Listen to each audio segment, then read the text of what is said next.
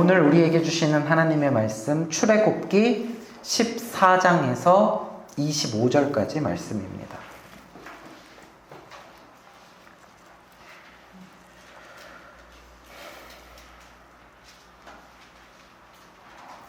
출애굽기 17장 14절에서 25절까지 말씀. 이제 오늘부터 그 10가지 재앙 중에 첫 번째 재앙이 시작이 되는데요. 오늘 말씀이 10절이 조금 넘죠. 좀 긴데 요 전체적인 말씀 구조를 한번 설명을 드리고 읽으면 이해가 좀 쉽거든요. 14절부터 19절까지는요.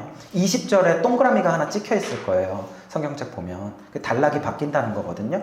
14절부터 19절까지는 첫 번째 재앙에 대하여서 하나님이 모세에게 명령하시는 내용입니다. 그래서 하나님의 말씀이에요. 그게 다 풀로. 그 다음에 20절부터는요. 실제로 모세가 순종해서 하나님의 그 명령대로 행하는 내용이에요. 그래서 14절부터 19절은 하나님의 말씀이다. 이게 다 큰 따옴표 안에 있다라고 생각하고 한번 읽도록 하겠습니다. 한 절씩 교독하시고 마지막 절은 같이 읽을게요. 여호와께서 모세에게 이르시되 바로의 마음이 완강하여 백성 보내기를 거절하는도다.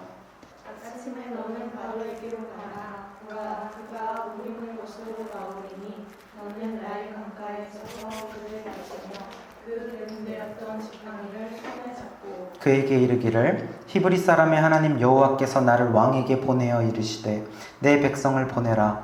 그러면 그들이 광야에서 나를 섬길 것이니라 하였으나 이제까지 내가 듣지 아니하도다. 여호와가 이같이 이르노니 내가 이로 말미암아 나를 여호와인 줄 알리라. 볼지어다 내가 내 손의 지팡이로 나일강을 치면 그것이 피로 변하고 나일강의 고기가 죽고 그 물에서는 악취가 나리니 애굽 사람들이 그 강 물 마시기를 싫어하리라 하라. 여호와께서 또 모세에게 이르시되 아론에게 명령하시되 내 지팡이를 잡고 내 칼을 애굽의 물들과 강들과 운하와 목과 모든 호수 위에 내밀라 하라. 그것들이 피가 되리니 애굽 온 땅과 나무들과 돌들 안에 모두 피가 있으리라. 모세와 아론이 여호와께서 명령하신 대로 행하여 바로와 그의 신하의 목전에서 지팡이를 들어 나일강을 치니 그 물이 다 피로 변하고 나일강의 고기가 죽고 그 물에서는 악취가 나고 애굽 사람들이 나일강 물을 마시지 못하며 애굽 온 땅에는 피가 있으리라. 애굽 요술사들도 자기들의 요술로 그와 같이 행함으로 바로의 마음이 완악하여 그들의 말을 듣지 아니하니 여호와의 말씀과 같더라. 바로가 돌이켜 공으로 들어가고 그 일에 관심을 가지지도 아니하였고 애굽 사람들은 나일 강물을 마실 수 없으므로 나일 강가를 두루 파서 마실 물을 구하였더라. 같이 읽습니다. 여호와께서 나일 강을 치신 후 이래가 지나니라. 아멘. 오늘은 출애굽기 7장 14절에서 25절 말씀으로 첫째 재앙, 물이 피가 되다 라는 제목으로 말씀을 나누도록 하겠습니다.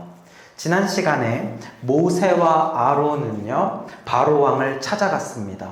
바로 왕을 두 번째 찾아간 거죠. 처음에 가서 하나님의 말씀을 전했어요. 내 백성을 보내라. 그들이 광야로 나아가서 하나님께 예배를 드릴 것이다. 바로가 완악하여서 완강히 거절을 하자 이번에는 또 찾아가서 지팡이를 던져서 뱀으로 만들면서 하나님의 이적을 보여줍니다. 그랬는데 어떻게 합니까? 요술사들도 자기의 지팡이를 가지고 똑같이 흉내를 내요. 그러면서 그들도 이거 우리도 할 수 있는 건데 이러면서 자기들도 뱀으로 만들었다고 했었죠. 자, 이것은 어떤 것을 보여줍니까?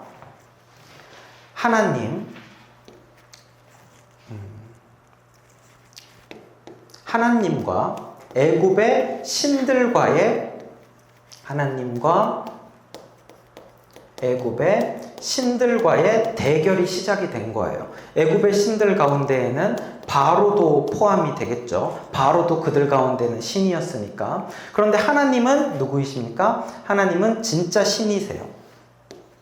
진짜 신이고 애굽의 신들은 가짜 신이죠.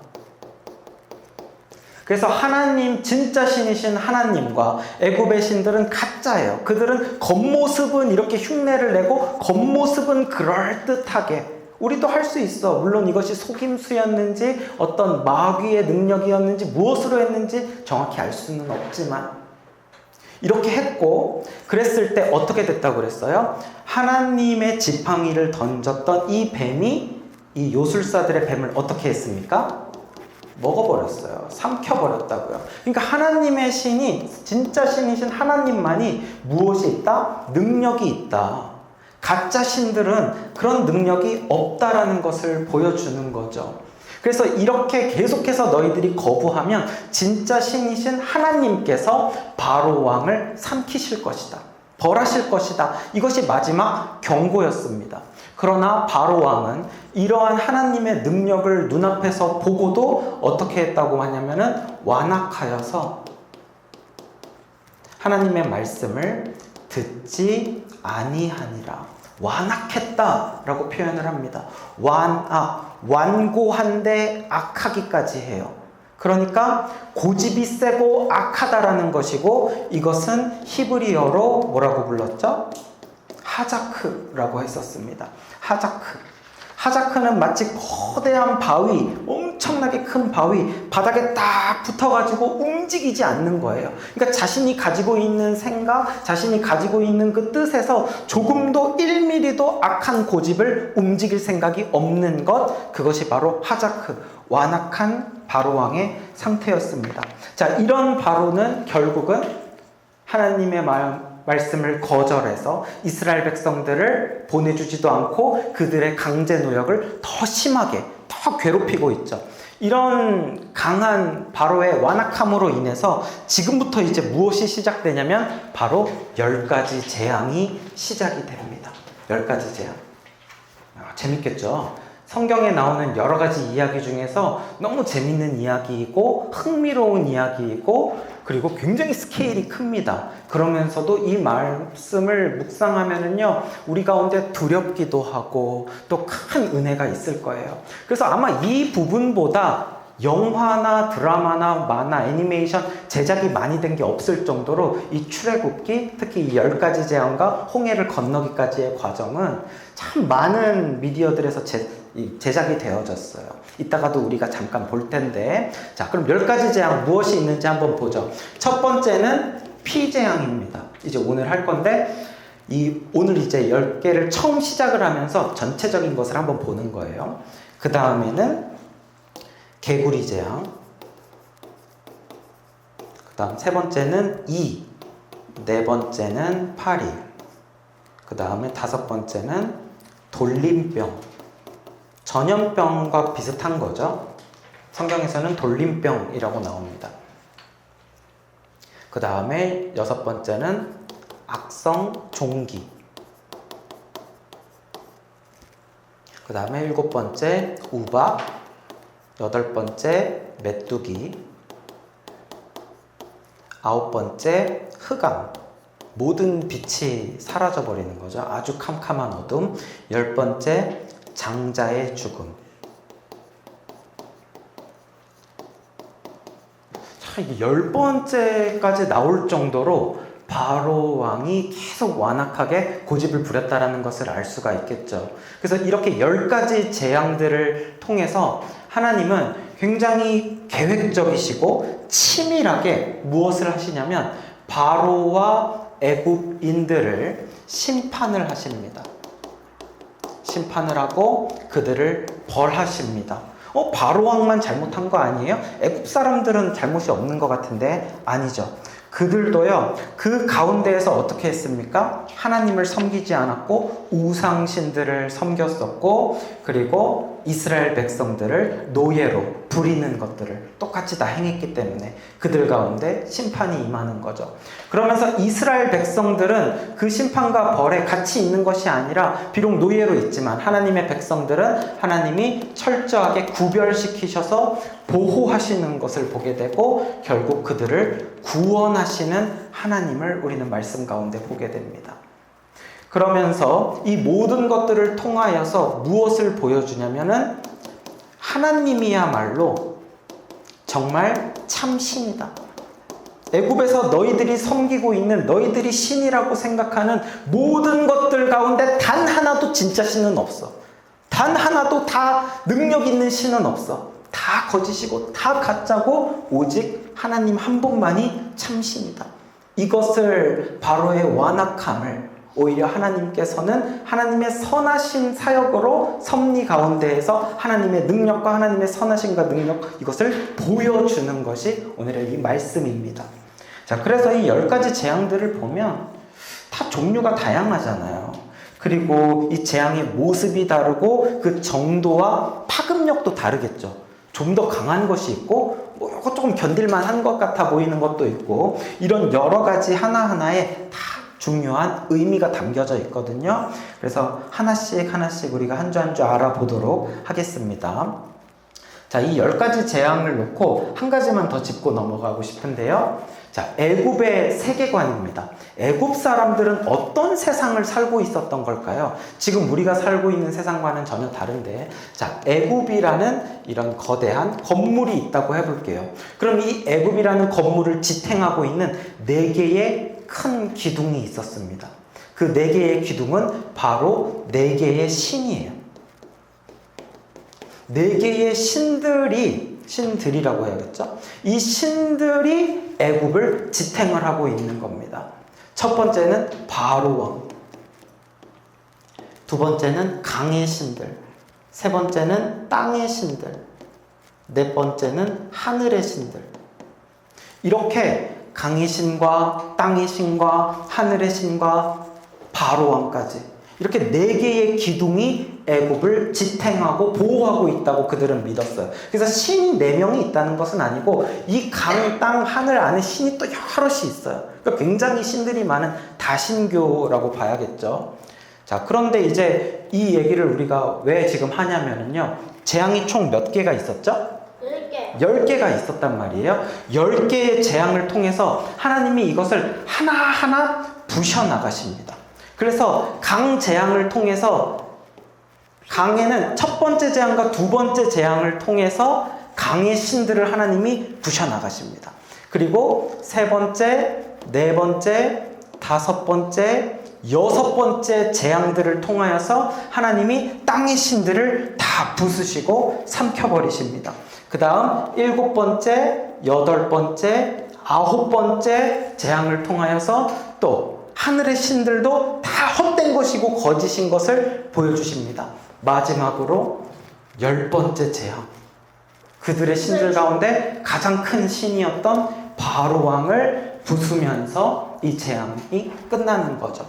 그렇게 해서 애굽을 지탱하고 있는 이 모든 기둥들은 다 헛된 것이다. 헛된 신들을 너희들이 섬기고 있다. 이것을 보여줍니다. 자, 우리가 이쯤에서 이제 오늘 영상을 하나 볼 텐데요. 이 10가지 재앙을 그 영화 이집트 왕자에서 압축을 해서 보여주거든요. 그래서 오늘 피재앙을 나갈 거기는 하지만 10가지 재앙 중에 9번째까지, 첫 번째부터 9번째까지 영상을 통해서 한번 보도록 하겠습니다. 한 5분 정도 보게 될 거예요.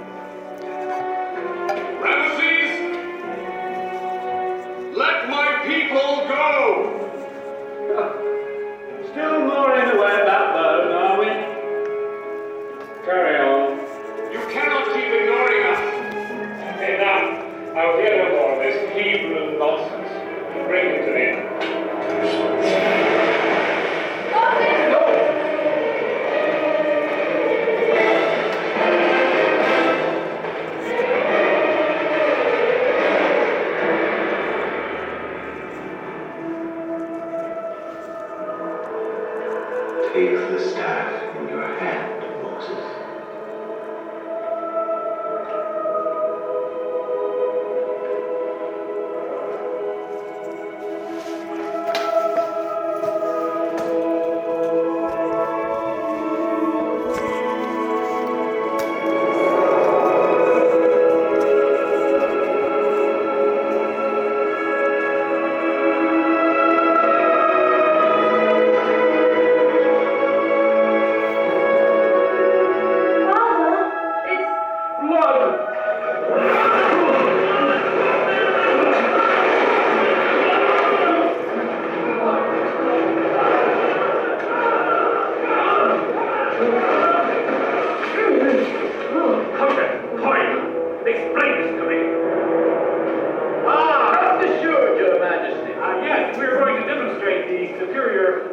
of our God. By the power of Ra.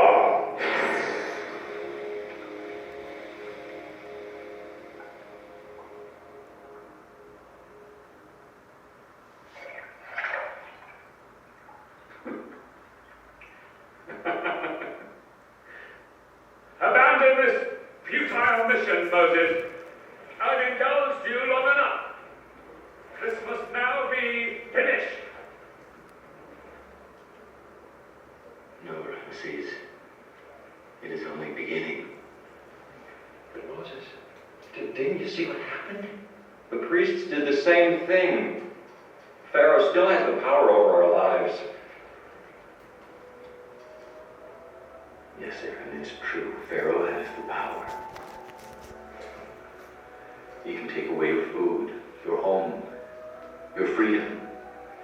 He can take away your sons and daughters. With one word, Pharaoh can take away your very lives. But there is one thing he cannot take away from you. Your faith. Believe, for we will see God's wonders.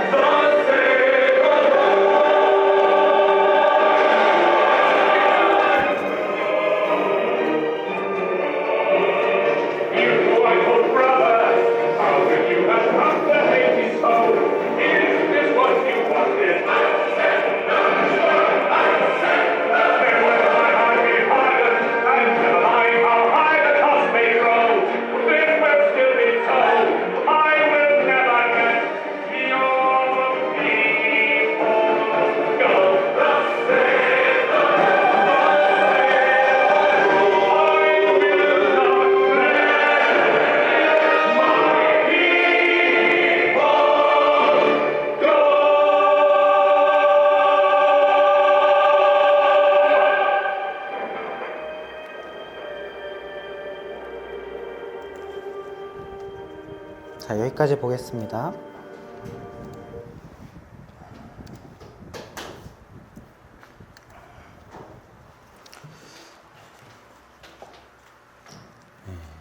잠깐 봐도 재밌죠. 이 이집트 왕자라는 영화가 제가 중학교, 고등학교 요쯤에 나왔던 영화인데 당시에도요 굉장히 흥행을 했었어요. 그래서 교회에서도 막 단체로 가서 극장에서 보기도 했지만 일반인들도 엄청 많이 봤었습니다. 제가 알고 있는 유명한 영화 평론가가 있는데 굉장히 점수에 까다롭거든요. 그 사람이 1년에 수백 편의 영화를 보지만 별점 5개를 주는 게 몇 개 안 돼요. 근데 이집트 왕자 별점 5개 줬더라고요. 믿는 사람도 아닌데. 그러니까 일반인들이 볼 때도 영화적으로도 완성도가 굉장히 높고, 사실은 이거는 목사인 제가 보더라도요, 성경적으로 신학적으로 크게 문제 없는 선에서 재미로 약간 좀 과장되게 가미한 부분은 있겠지만 크게 문제가 없어요. 그렇게 해서 너무 잘 만든 영화입니다. 그래서 여러분들 아쉬운 분들은 집에서 한번 처음부터 끝까지 이렇게 한번 보실 수 있는 방법들이 여러 가지가 있죠. 그래서 보셨으면 좋겠고, 지금 여기서 보면은 바로 왕이 그 모세한테 자꾸 형 아우 막 이러잖아요. 실질적으로 형과 아우의 관계였는지까지는 모르겠어요. 근데 이제 모세가 어린 시절 궁궐에서 자랐잖아요. 그래서 이제 궁궐에서 자랐기 때문에 어린 시절을 같이 보낸, 이제 또 공주의 아들로 자랐기 때문에 왕자들이니까 그렇게 이제 형과 아우로 있을 수도 있죠. 그런 관계였을 수도 있고, 그래서 서로의 어떤 그런 우애가 있었는데 이제 이런 관계가 되었다라고, 그렇게 조금 상상을 더한 정도라고 보시면 되겠습니다. 자, 그래서 이제 모세는 하나님의 명령에 따라서 아침에 너가 바로 왕한테 가라. 그러면 그곳에서 모든 것을 이제 피로 바꾸겠다라고 이야기를 합니다. 그래서 모세가 이제 바로 왕한테 가는데, 자, 20절, 21절 우리 같이 한번 읽겠습니다. 시작. 모세와 아론이 여호와께서 명령하신 대로 행하여 바로와 그의 신하의 목전에서 지팡이를 들어 나일강을 치니 그 물이 다 피로 변하고 나일강의 고기가 죽고 그 물에서는 악취가 나니 애굽 사람들이 나일강 물을 마시지 못하며 애굽 온 땅에는 피가 있으나. 아멘. 모세와 아론이 나일강에 아침에 갔습니다. 아침에 나일강에 갔을 때 바로와 신하들이 나일강에 나올 것이라고 하나님이 말씀하셨거든요. 이것에 대해서 학자들은 이렇게 말합니다. 바로와 신하들은 아마도, 아까는 보면 이렇게 배를 타고 지나가는 장면처럼 나왔잖아요. 근데 아마도 매일매일 나일강에서 왕으로서 그 하는 어떤 제사 행위나 어떤 종교적인 의식 행위가 있었던 것으로 보여요. 그래서 아침마다 여기에 나와서 하기 때문에 한마디로 나일강 신한테 무언가를 하는 거죠. 그 행위를 할 때에 하나님이 이 나일강의 신을 치는 것을 보여줍니다. 그래서 하나님의 명령대로 모세는 이 하나님의 지팡이로 나일강을 치게 되고, 그래서 물은 무엇으로 바뀝니까? 피로 바뀌게 되죠. 물이 의미하는 것은 뭐예요? 생명입니다. 물 없이는 어떤 생명도 살 수가 없죠. 피가 의미하는 것은 뭐예요? 바로 죽음입니다. 그래서 생명이 죽음으로 바뀌게 되죠. 그래서 물이 피로 다 바뀌게 되었습니다. 그러면서 물에 살던 무엇들이 있어요? 물고기들이 있잖아요. 물고기들이 더 이상 살 수가 없는 상태죠. 다 죽어서 물 위로 둥둥 떠오르게 됩니다. 그리고 이 물고기들이 이제 다 죽어서 시체 썩는 냄새가 나죠. 굉장한 악취가 애굽 전역을 고약한 악취가 덮게 됩니다. 자, 그래서 더 이상 이제 물도 마실 수 없는 거고, 또 이 나일강에서 살고 있는 많은 물고기들도 좋은 식량이잖아요. 그 식량도 먹을 수가 없게 되고 악취로 애굽인들이 고통을 겪게 되죠. 자, 이 나일강을 치셨는데 이 나일강이 어떤 강인지 우리 한번 알아봐야 되겠죠. 나일강은요, 무려 그 길이가 6,700km나 되는 강입니다. 엄청나게 긴 강이에요. 그래서 서울에서 부산까지의 거리에 16배가 넘는 그런 굉장한 강입니다. 그래서 나일강은 그때도 그랬지만 지금도 변함없이 세계에서 가장 긴 강입니다. 세계에서 가장 긴 강이 나일강이고, 이 나일강은 그래서 애굽인들에게 있어서 생명줄이에요. 나일강 없이는 살아갈 수가 없습니다. 그리고 애굽의 자랑이고 애굽의 자존심입니다. 우리가 애굽, 오늘말로 이집트라고 그러죠. 이집트 문명하면 어떤 유물들과 어떤 관광지가 떠올라요? 피라미드, 그리고 거대한 스핑크스.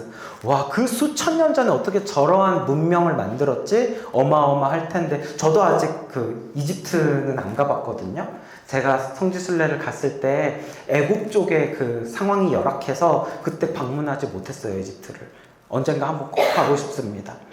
그곳의 그 문명들이 어마어마한데 그 문명이 생겨나게 된 그 이집트 문명의 원동력은 바로 나일강입니다. 나일강이 없었더라면 그 아프리카 사막 지역에 어떻게 그런 문명이 그때 생길 수가 있었겠어요? 바로 이 나일강이 있었기 때문이죠. 그래서 이 나일강이 어떤 모습을 하고 있는지 한번 봅시다. 지도를 보면 이렇게 길어요. 길게 이어져 있습니다. 그래서 이쪽에 아프리카 쪽인데 아프리카 쪽에서부터 강이 흘러서 쭉 내려와서 이렇게 지중해 쪽으로 빠지는 거예요. 우리나라를 여기다가 갖다 대보면 이 정도밖에 안 할 겁니다. 크기가. 그러니까 어마어마하게 길고 큰 강인 거죠. 그 중에서도 이제 애굽 지역은 여기에 해당되는 거예요. 그리고 지금 현재 바로와 모세가 싸우고 있는 궁궐은 여기. 그러니까 굉장히 수자원이 풍부하고 다른 곳은 다 지금 갈색이죠. 여기가 광야거든요. 여기가 이스라엘이고 여기가 홍해고 그러면은 여기만 지금 녹색이잖아요. 여기만 굉장히 지금 막 나무도 잘 자라고 먹을 것도 많이 자라고 그 동물들이 먹을 풀도 가득한 이런 기름진 땅이었다고요. 이 기름진 땅이었기 때문에 그 문명이 있을 수 있었고 그것은 나일강 때문이었습니다. 그래서 나일강에는 여러 신들이 존재했는데 그 나일강을 대표하는 신이 바로 하피라는 신입니다. 바로 이 신이에요. 이 신의 모습을 보면 무슨 색깔로 되어 있죠? 파란색. 물의 신이에요. 강의 신인데 이 자세히 보면은 이 강의 신인 하피의 머리 위에 뭐가 있어요? 연꽃. 뭐 연꽃 같은 게 있어요. 꽃이 있고 또 손에도 뭐 이렇게 초록색 풀과 꽃 같은 거를 들고 있죠. 그러니까 이 물로 인하여서 한 번씩 나일강이 범람하기도 합니다. 범람하면은 그 땅이 다시 기름진 땅이 돼요. 그러니까 범람을 하면 우리 같은 경우는 막 홍수가 났다고 그래가지고 굉장히 불행하게 생각할 수 있지만 한 번 그렇게 하고 나면 또 많은 땅이 기름져지기 때문에 그것을 이제 위에서 막 하피에게 제사를 지내기도 하고 그랬어요. 그래서 하피는 강의 신이기도 하고 또 농작의 신이기도 했습니다. 많은 작물들을 자라게 해주는 신이었으니까요. 모습을 보면은 굉장히 직관적이잖아요. 물의 신인데 파란색. 근데 식물들도 자라게 해주니까 농사짓게 해주니까 머리에 꽃이 있고 손에는 꽃을 들고 있고 이게 얼마나 인간이 만들어낸 신의 모습이에요. 실제로 뭐 이렇게 생긴 신이 어디 있겠습니까? 다 사람의 머리에서 나올 수 있는 굉장히 지어낸 가짜 신이라는 것을 알게 되죠. 그래서 하나님께서는 이 하피 신이 거짓이라는 것을 보여주는 거예요. 하나님은 왜 나일강을 치셨을까? 첫 번째는 바로 왕이 완악함으로 하나님 앞에 불순종했기 때문입니다. 하나님의 명령을 지킬 수 있었어요. 그냥 이렇게 알겠습니다. 그러면은 하나님이 능력이 있으니까 내가 그 능력 앞에서 인정하겠습니다. 할 수 있었겠지만 하나님 말씀에 대하여서 바로왕이 불순종했습니다. 두 번째 하나님이 나일강을 치신 이유는 뭐냐면은 애굽인들이 어떻게 했냐면은 우상 숭배를 했기 때문이죠. 애굽인들이 우상을 숭배했습니다. 나일강은 하나님이 그들에게 주신 축복 아니에요?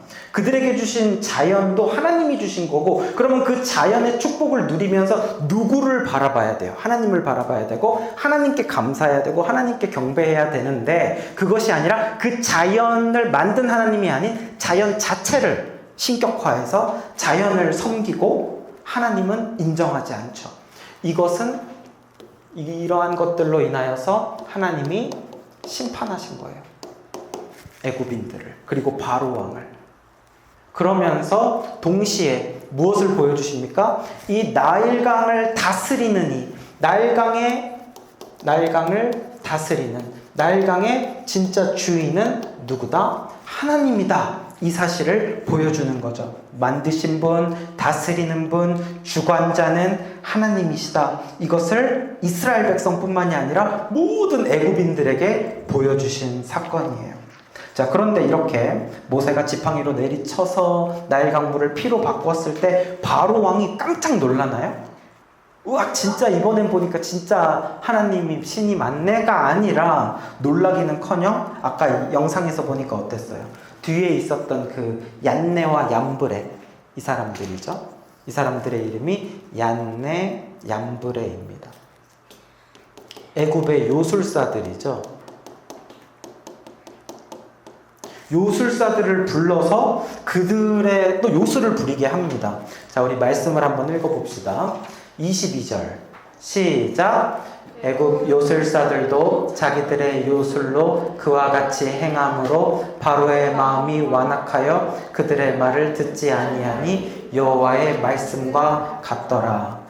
그러니까 거의 요술을 한 거예요. 아까 영상에서도 보니까 물에다가 그냥 이렇게 색소 같은 거 넣어가지고 물 색깔을 바꾸는 거, 그런 거 우리도 할 수 있어 라고 보여주는 겁니다. 그래서 자기들도 물을 피로 바꾸는 거예요. 뭐 아무것도 아닌 것 가지고 그래 라고 하는 거죠. 근데 여러분, 이것이 능력이라고 할 수 있습니까? 흉내죠. 만약에 이들이 정말 능력이 있다면 어떻게 해야 돼요? 물을 피로 바꾸었어? 그럼 우린 피를 물로 바꿀게. 이러면 능력이죠. 그쵸? 왜냐면은 이 하나님과 겨루어서 자기들이 이겨야 될 거 아닙니까? 자기들의 불편함을 없애야 될 거 아니에요. 근데 물을 피로 바꿨어? 근데 자기들은 이제 깨끗한 물을 가지고 왔죠. 깨끗한 물을 어디 땅을 파서 가져왔을 겁니다. 가져와서 이걸 피로 만들어요. 그러면 지금 불편함을 더 불편하게 만들었죠. 그 귀한 물이잖아요. 이제 물이 얼마 없는데 그 물 마셔야 되잖아요. 또 피로 만들죠. 그러니까 이것은 그냥 눈속임이거나 설령 마귀의 능력이라 할지라도 그들에게 도움을 주고 있나요? 도움을 주지 않아요. 그들을 구원하지 않습니다. 불행이 불행을 더하는 일을 할 뿐인 거죠. 그러니까 그들의 신은 그들을 돕지도 않을 뿐더러 가짜라는 것을 보여주는 겁니다. 또다시 이렇게 하나님의 이적을 흉내내지만 아무 능력이 없고, 그런 아무 능력이 없는 이적을 보면 바로 왕이 깨달을 법도 하거든요. 야, 아니 니네들이 저걸 다시 물로 되돌려놔야 되는 거 아니야? 이런 생각을 할 법도 하잖아요. 이들도 신들의 제사장들이니까. 그런데도 불구하고 바로 왕은 마음이 움직이지 않아요. 뭐 그러든지 말든지 하면서 자기가 보고 싶은 대로 보고 믿고 싶은 대로 믿습니다. 왜 그러냐면 자기 안에 이미 정해놓은 답이 있고 그 정해놓은 답 외에는 아무것도 들으려 하지 않기 때문이에요. 이것은 우리가요, 어떤 죄악 가운데 빠졌을 때 그 죄에서 쉽게 벗어나지 못하는 이유와 마찬가지입니다. 죄인이 자기 죄에서 왜 쉽게 헤어나오지 못할까? 그것은요, 항상 우리는 내 생각이 정답이다 라고 생각하면서 그 내 생각이 정답이다라고 생각하는 마치 방탄유리로 된 뚜껑을 내 안에다가 씌워놓고 그 안에서 죄와 함께 그냥 살고 있는 거예요. 그래서 밖에서 하나님께서 말씀을 들려주십니다. 하나님이 우리에게 그것은 죄다 말씀을 들려주시고 또 하나님의 살아계심을, 하나님이 능력을 가지신 분이심을, 또 무엇이 있어요? 오늘 말씀에서처럼 하나님이 경고를 보내시기도 하죠. 그렇게 살면 안 된다, 그렇게 죄 가운데 살면 안 된다 보여주시지만 이 방탄유리로 다 튕겨내는 거예요. 보지 않는 거예요. 그리고 이 안에서 마귀의 속삭임만 듣는 거예요. 마귀는 뭐라고 속삭여요? 괜찮아, 지금 이대로의 삶, 지금 너가 생각하는 거 그대로 살아가는 거 안전해, 괜찮아, 그대로 계속 살아도 돼, 이러면서 죄와 함께 이렇게 살고 있는 자신의 삶을 정당화하죠. 정당화하고 합리화합니다. 내가 이렇게 살 수밖에 없는 거야. 그래, 이게 맞지. 내가 하는 일이 옳아. 자신의 죄를 정당화해요. 어떻게든지 내 안에 일어난 문제들을 합리화해요. 나의 생각이 옳고 나의 결정이 옳았다고 생각합니다. 그래서 여러분들 과거에 내가 죄를 지었을 때를 한번 떠올려 보세요. 나의 선택, 나의 언행과 판단이 그때는 그럴 수밖에 없었어. 누구라도 내 상황에 처했다면 그렇게 행동했을걸? 난 잘못 없어. 그 사람 잘못이지. 그 상황과 그 환경이 문제야. 나를 힘들게 한 그 가족이 문제고, 나를 힘들게 했던 그 친구가 문제고, 교회가 문제고, 이 사회와 정부가 문제지. 나는 문제 없어. 나는 옳다고. 난 잘못한 게 없어. 나는 틀리지 않아.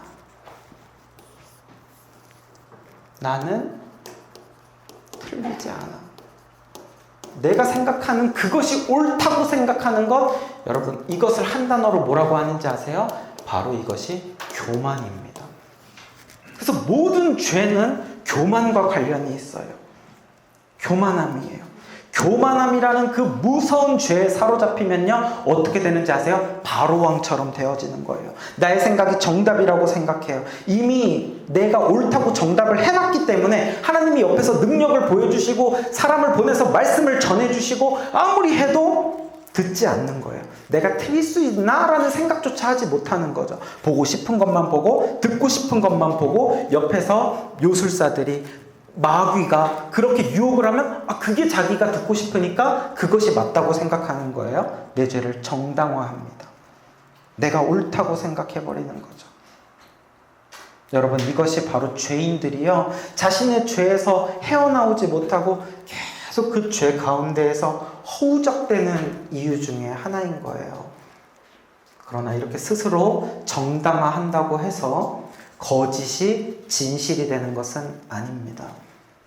내가 봐야 할 것을 보지 않고 하나님의 말씀을 계속 외면하면서 이렇게 죄 안에서 장님이 되어서 살아간다고 해서 죄가 경건이 되는 것은 아니라는 거예요. 우리는 나일강을 피로 심판하신 하나님을 보면서 또 그 재앙 가운데서도 여전히 완악하게 고집을 부리고 있는 바로왕을 보면서 우리가 무엇을 느껴야 될까요? 자, 23절에서 25절 바로가 어떻게 태도를 취하는지 한번 봅시다. 시작. 바로가 돌이켜 궁으로 들어가고 아니하였고 애굽 사람들은 나일강 물을 마실 수 없으므로 나일 강가를 두루 파서 마실 물을 구하였더라. 여호와께서 나일강을 치신 후 이레가 지나니라. 아멘. 바로가 생각해도 인간적으로 생각해 봤을 때 그냥 물그릇에 있는 것을 피로 변한 게 아니라 모세는요 애굽 전역에 있는 나일강을 다 피로 바꿨잖아요. 이거는 단순한 일이 아니잖아요. 그러니까 사실은 이 바로가 조금 덜 완악했더라면, 덜 고집됐더라면 이렇게 행동하지 않았을까요? 모세야, 너의 하나님이 어떤 분인지 한번 설명해봐. 여봐라, 히브리인들의 하나님에 대한 자료를 좀 다 가져와 봐라. 이렇게 하면서 한번 관심을 가져보는 거죠. 한번 하나님의 말씀? 이번 주에 그럼 내가 교회에 좀 나가봐야 되나? 기도회에 한번 나가봐야 되나? 성경을 한번 펴봐야 되나? 이렇게 행동을 하면서 마음을 조금 열어보는 쪽으로 가는 게 맞아요. 하나님이 이적과 살아계심을 보여주셨기 때문에. 그러나 바로는 어떻게 해요? 외면을 해버리는 거예요. 외면. 그냥 보지 않는 거죠. 관심도 가지지 않았다라고 하죠. 그렇게 했을 때 애굽 사람들은 물을 마실 수 없어서 이제 땅을 파서 물을 구하게 됩니다. 다행히도 하나님이 그들 가운데 자비를 베풀어 주셨죠. 땅을 파서 나온 물은 그래도 먹을 수 있는 물이었던 거예요. 그리고 나서 나일강을 치신 후에 이레 7일이 지나게 되었습니다. 자, 7일이 지났는데도 바로왕의 마음은 여전히 완악합니다. 마치 거대한 바위가 딱 들러붙어서 하자크, 꿈쩍도 하지 않는 바로왕의 모습, 한 발도 물러서려고 하지 않는 바로왕의 모습. 여러분, 바로왕처럼 이렇게 완악하여서 전혀 움직이지도 않고 그냥 그 자리에서 버티고 있는 것, 이렇게 되면 이제 어떤 일이 일어나는지 알아요? 이런 완악함의 결과는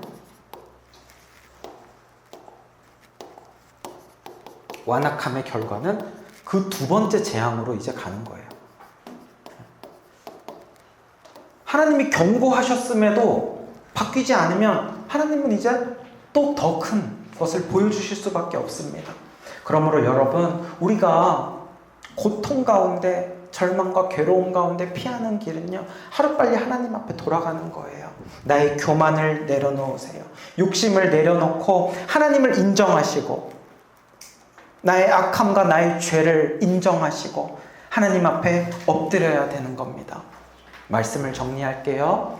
여러분, 나일강은요, 애굽 사람들에게 어떤 강이었는지 아세요? 아까 말씀드렸던 것처럼 이것은 사실은 생명의 강이었어요.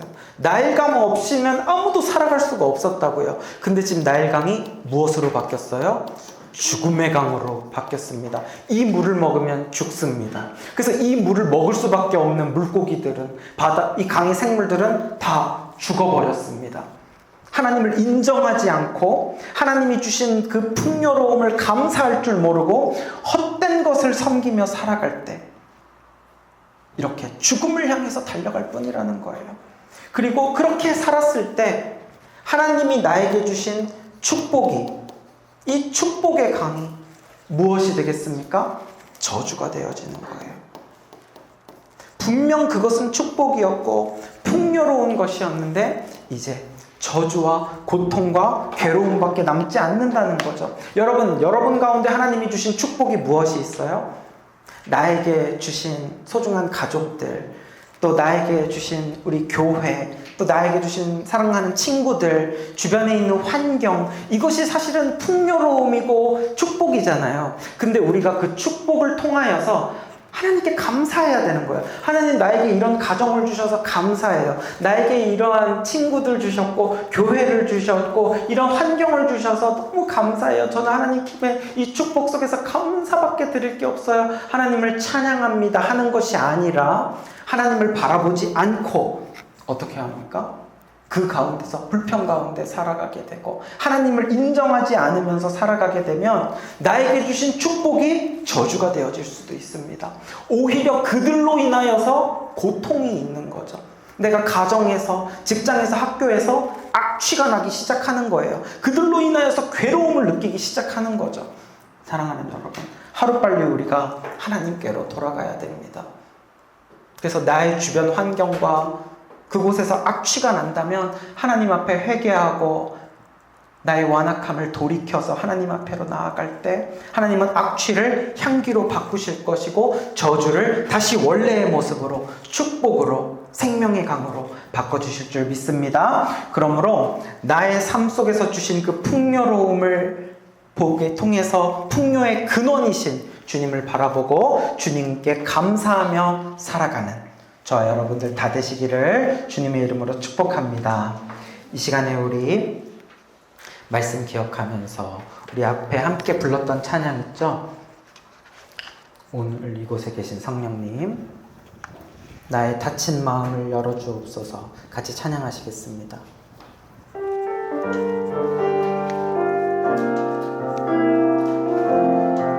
오늘 이곳에 계신 성령님, 우리에게 말씀하시고 우리 가르치소서.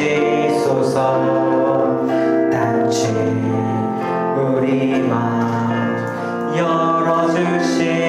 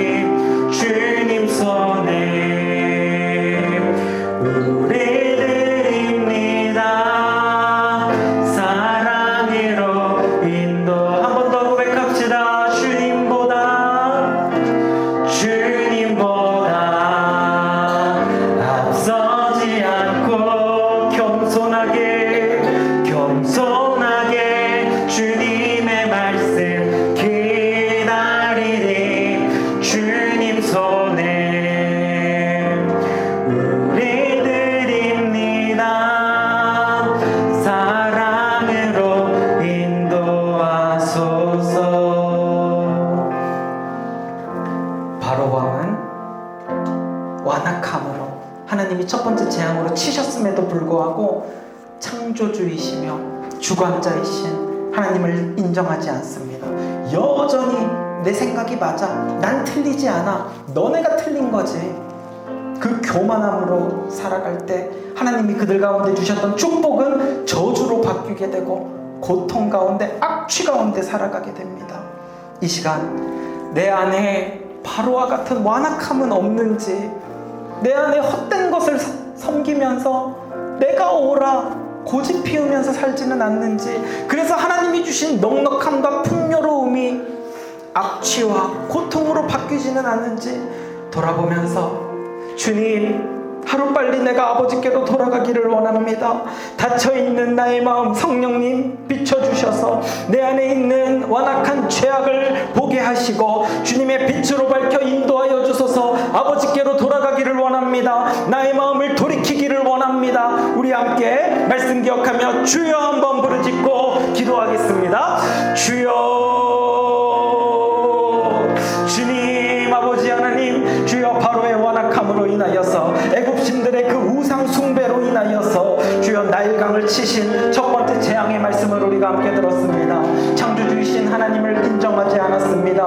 그들 가운데 축복의 강을 주셨던 하나님을 감사하고 찬양한 것이 아니라 그 자연 자체를 신격화하여서 살아갔고, 교만함과 죄 가운데, 우상 숭배 가운데 살아갈 때 축복이었던 생명의 강이 저주가 되어 피로 물든 죽음의 강이 되었습니다. 주여 아버지, 이 말씀을 통하여서 아버지, 우리가 바로와 같은 완악함이 나에게 없는지 돌아보게 하옵소서. 내 안에 헛된 것을 섬기며 살아가는 죄악이 있지 않은지 주여 아버지, 나를 돌아보게 하여 주옵소서. 어쩌면 나는 그동안 주여 하나님이 말씀을 들려주셨음에도 어쩔 수 없어, 이럴 수밖에 없어, 나의 죄를 정당화하고 합리화하면서 내가 옳다고 교만함 가운데 살지는 않았는지요. 주여 아버지, 교만함의 뚜껑을 벗어버리고 하나님의 말씀을 보기를 원합니다. 주여 아버지, 연약한 나의 죄악들을 주여 아버지 불쌍히 여기시고 용서하여 주옵소서. 주여 아버지, 주님보다 앞서지 않게 하시고 내 생각이 더 위에 서지 않게 하시고 겸손하게 하나님의 말씀을 듣겠습니다. 겸손하게 주님의 뜻을 기다리겠습니다. 주여 하루라도 빨리 하나님 앞에 돌아가서 주여 아버지, 풍요로움을 주시는 하나님으로 말미암아 살아가는 저희들이 다 되게 하여 주옵소서. 하나님 아버지, 우리가 나에게도 바로와 같은 완악함이 없는지 돌아보게 하시고, 내 안에 헛된 것을 섬기고 주장하며 살아가는 죄악이 있다면 성령님 보여주셔서 그 죄를 볼 수 있게 하여 주옵소서. 그래서 하루라도 빨리 마음을 돌이켜서 회개하고 하나님 아버지께로 돌아갈 수 있게 하여 주옵소서. 불평하지 아니하고 고집부리지 아니하고 하나님께 감사드리면서 이 모든 것을 넉넉함을 주신 하나님을 찬양하고 예배하는 주님의 참된 예배자들로 살아가게 하여 주옵소서. 그래서 나에게 주셨던 것들 다시 넉넉하여지고 다시 풍요로워져서 하나님께 늘 감사하며 겸손함으로 살아가는 우리 모두 다 되게 하여 주옵소서. 감사드리며 예수님의 이름으로 기도합니다. 아멘. 이제는 예수 그리스도의 은혜와 하나님 아버지의 사랑과 성령님의 교통하심이 완악함을 벗어버린 채 하루빨리 하나님께로 돌아가서 나에게 주신 축복, 넉넉함, 풍요로운 복을 누리며 살아가기를 다짐하고 소망하는 예배자들의 머리 위에 지금부터 영원토록 함께 있을지어다. 아멘.